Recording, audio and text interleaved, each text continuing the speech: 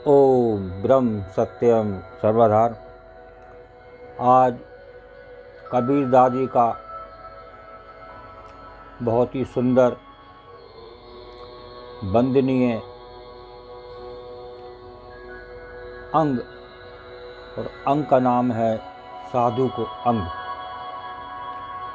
तो साधु के अंग के बारे में पहले कबीर दादी का निर्णय, तत्पश्चात इस अंग के आगे वाणी का आनंद। तो साधु को अंग के बारे में क्या बता रहे हैं, ये साधु कौन होते हैं, क्या होते हैं, क्या करते हैं, तो आज उसको जानें। उसके बाद फिर साधु के अंग पे क्या निर्णय है वाणी के माध्यम से। साधु का अर्थ है श्रेष्ठ। श्रेष्ठ कहते हैं ऊंचा, और मानव समाज में साधु का महत्वपूर्ण स्थान है। संत कबीर ने साधु को प्रत्यक्ष देवता कहा है। साधु समाज के आदर्श हैं। अपने गुण, स्वभाव तथा लक्षणों से साधु सर्वत्र वंदनीय होता है। साधु राग द्वेष से दूर रहते हैं। इस प्रकार साधु समाज साधारण मनुष्य से भिन्न, यही भिन्नता उनमें दुर्लभ और असामान्य चरित्र की स्थापना करती है। साधु सज्जन होते हैं। उन्हें दूसरों का सुख देखने में आनंद आता है। देखिए, साधु ऐसा हो जिसको दूसरों को सुख देने में आनंद आता हो। आज संसार का जीव देखिए, दूसरे का सुख छीनना चाहता है, दूसरे से सुख से दुखी है। क्यों? कि वो उसके पास समय ही नहीं है इस साधु की बातों के सुनने का।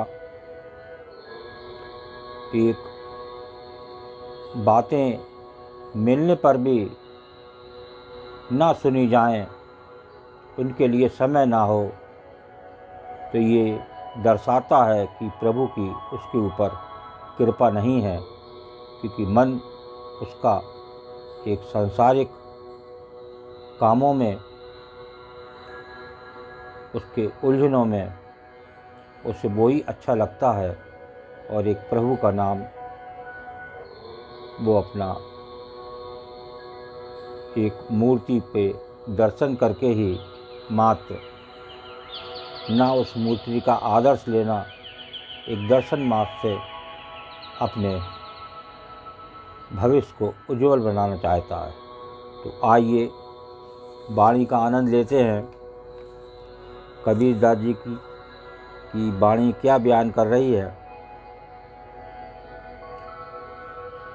इन अटकाया ना रोके साधु दरस को जाए। इन अटकाया ना रुके साधु दरस को जाए। कबीर सोई संत जन मोक्ष मुक्ति फल पाए। कबीरा मोक्ष मुक्ति फल पाए। इन अटकाया ना रुके साधु दरस को जाए, और कबीर सोई संत जन मोक्ष मुक्ति फल पाए। बहुत ही सुंदर वंदनीय वाणी कबीर दास जी की।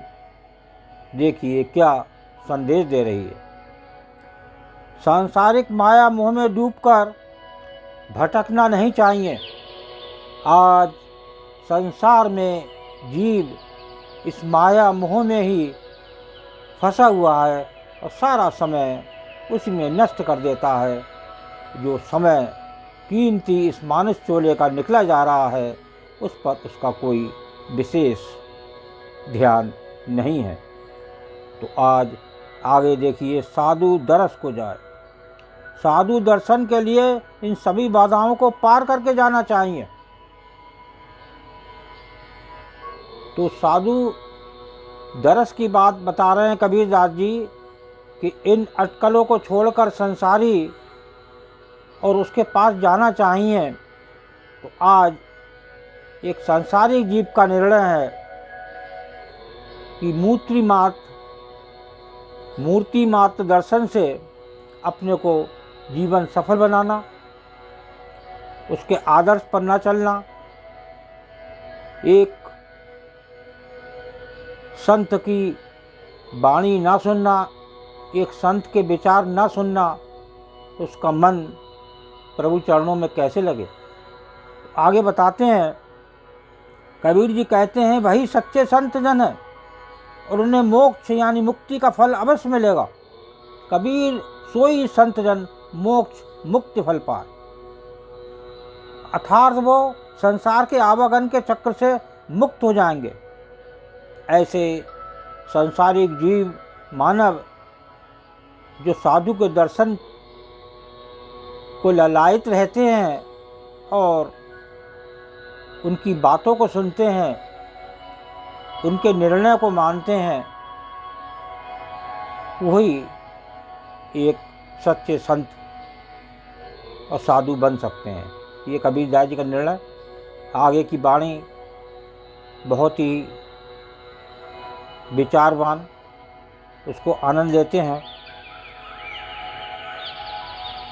कंचन दिया करन ने, कंचन दिया करन ने, द्रौपदी दिया चीर, और जो दिया सो पाया, ऐसे कहें कबीर कबीरा, ऐसे कहें कबीर। कंचन दिया करन ने, द्रौपदी दिया चीर, और जो दिया सो पाया, ऐसे कहें कबीर। देखिए ये वाणी बहुत ही सुंदर है। इसमें द्रौपदी का चीर हरण की बात आ रही है। सबने ही ये दृश्य महाभारत में जरूर देखा होगा। उस चीर हरण से आगे क्या हुआ। तो आज इस वाणी का आनंद लेते हैं। कबीर जी कहते हैं कि दिया हुआ दान कभी व्यर्थ नहीं जाता। दान की आदत बनानी चाहिए और बता रहे हैं कभी भी व्यर्थ नहीं जाता दिया हुआ दान, बल्कि साधु को जैसा दान करता है वैसे ही उसका फल भी प्राप्त होता है। जिस प्रकार कुंती के पुत्र कर्ण ने स्वर्ण दान किया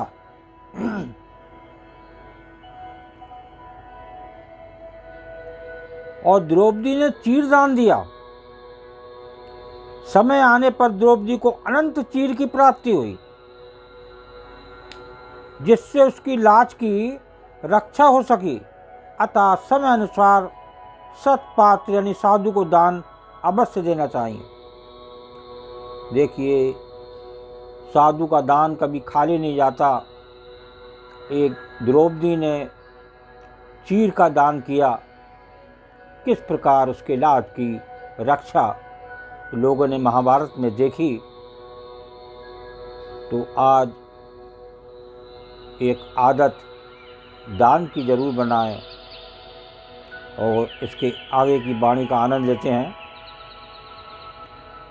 साधु शब्द समुद्र है, साधु शब्द समुद्र है, जामे रतन भरा, मंद भाग मुट्ठी भरे, कंकर हाथ लगाए कबीरा, कंकर हाथ लगाए। साधु शब्द समुद्र है, जामे रतन भराए, और मंद भाग मुट्ठी भराए, कंकर हाथ लगाए। बहुत ही अद्भुत वाणी कबीर दास जी की। देखिए क्या संदेश दे रही है। साधु सार शब्द ज्ञान के समुद्र के समान है। देखिए साधु शब्द के सार का मतलब बता रहे हैं कि समुद्र के समान है, जिसमें बहुत से सद्गुणों के रत्न भरे हुए हैं। जामे रतन समाए या जामे रतन भराए, तो समुद्र के समान साधु शब्द का ज्ञान बता रहे हैं कबीर दास जी। अब बता रहे हैं इसके अंदर रतन भरे हुए हैं। काय के रतन? सद्गुणों के रत्न। तो ऐसे रत्नों पर अपना दिमाग लगाएं, बुद्धि लगाएं, तभी कुछ बात बनती है। और आगे देखिए क्या बता रहे हैं। परंतु भाग्यहीन या अज्ञानी लोग ऐसे संतों के मिलने पर भी मुट्ठी भर कंकर ही ले पाते हैं। देखिए जो अज्ञान पुरुष होता है, जो ज्ञानवान नहीं है और सांसारिक भोग विलासों में लिप्त है, तो उसे क्या सुध होगी ऐसे की साधु की, जो दो शब्द किसी साधु के लिखे हुए सुनने का समय नहीं है, तो वो पापहीन व्यक्ति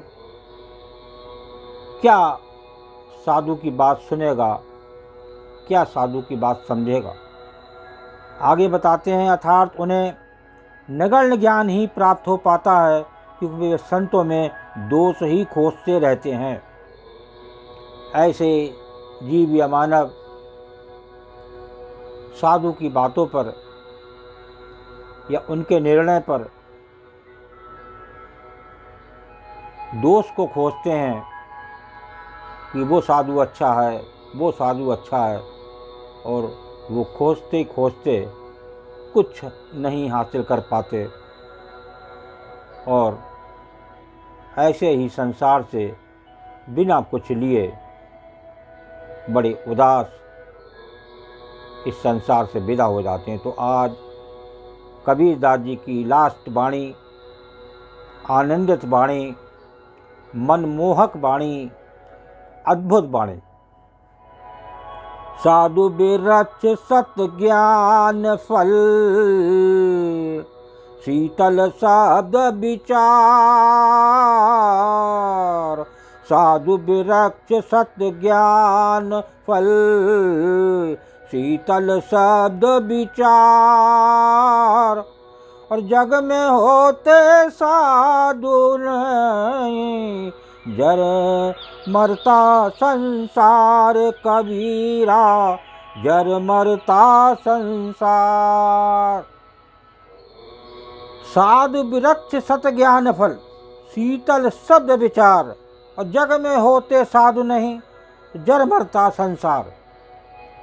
वास्तव में ये साधु ना होए तो संसार इस टेंशन, इस डिप्रेशन, चिंता से जिंदा जल जाए। ये कबीर दास जी का निर्णय। देखिए बता रहे हैं, साधु सुखदायी वृक्ष के समान। आज किसी सच्चे साधु के पास बैठ जाए, उस वृक्ष के समान जो नीचे बैठने पर ठंडक मिलती है, वो एक सत्पुरुष से, वो एक ज्ञानवानी पुरुष के पास बैठने से मिलती है। आज संसारी जीव के पास किसी के पास बैठें तो आपको बेचैनी शुरू हो जाएगी, क्योंकि वो अंदर से खुद बेचैन है तो दूसरे को भी बेचैनी देगा। तो आगे बताते हैं कि शीतल शब्द विचार, और जग में होते साधु नहीं तो जर मरता संसार। कारण उनका सत्य ज्ञान ही फल रूप है, और उनके शीतल शब्द सबके ऊपर छाया के समान है। जो उनके शीतल शब्द हैं, जो एक साधु का जो एक संत का निर्णय होता है वो शीतल देने वाला होता है। एक वृक्ष के नीचे जैसे शीतलता मिलती है, ऐसे साधु के शब्दों से शीतलता मिलती है। और बताते हैं, यदि संसार में साधु न होते तो ये संसार अज्ञानता की आग में जलकर सुहा हो जाता। बहुत ही सुंदर इस आखिरी वाणी का निर्णय एक संत का, एक कबीरदास जी का, कि यदि संसार में साधु ना होते तो ये संसार अज्ञानता की आग में जलकर सुहा हो जाता। तो आज इन वस्तुओं की लालच में, सांसारिक भोग विलास में नित इस अग्नि में सुहा हो रहा है। जो एक साधु की वृक्ष के समान छाया की जो ठंडक मिलती है वो साधुजन के शब्द से मिलती है। तो आज एक साधुजन की शरण में जाने से, एक गुरु की शरण में जाने से, एक प्रभु की याद करने से जो मन में शांति मिलेगी, कम से कम किसी संत के विचार सुनने मात्र से जो मन को शांति मिलती है, वो इस संसारिक भोग विलास वस्तुओं में कहाँ। तो ये एक कम से कम समय निकालकर उस संत, उस कबीरदास जी की वाणी को जरूर सुने। सुनते शब्द सुनकर एक शीतलता आती है, जैसे वृक्ष के नीचे बैठकर आदमी को एक ठंडक मिलती है, ऐसी ठंडक एक संत के वचन, एक वाणी को सुनने से मिलती है। ओम ब्रह्म सत्यम सर्वधार दास का अगर ये चैनल अच्छा लगा हो तो इसे सब्सक्राइब करें, बेल प्रेस करें, लाइक करें और ज़्यादा से ज़्यादा शेयर करें, जिससे ये संत की वाणी, संत के विचार जो आपको सुनाए गए वो कम से कम जितने ज़्यादा से ज़्यादा लोग सुने, इस कलयुग में एक अच्छा विचार बने, लोगों को उनके पास बैठने से ठंडक मिले। यही दास की प्रार्थना। ओम ब्रह्म सत्यम सर्वदा।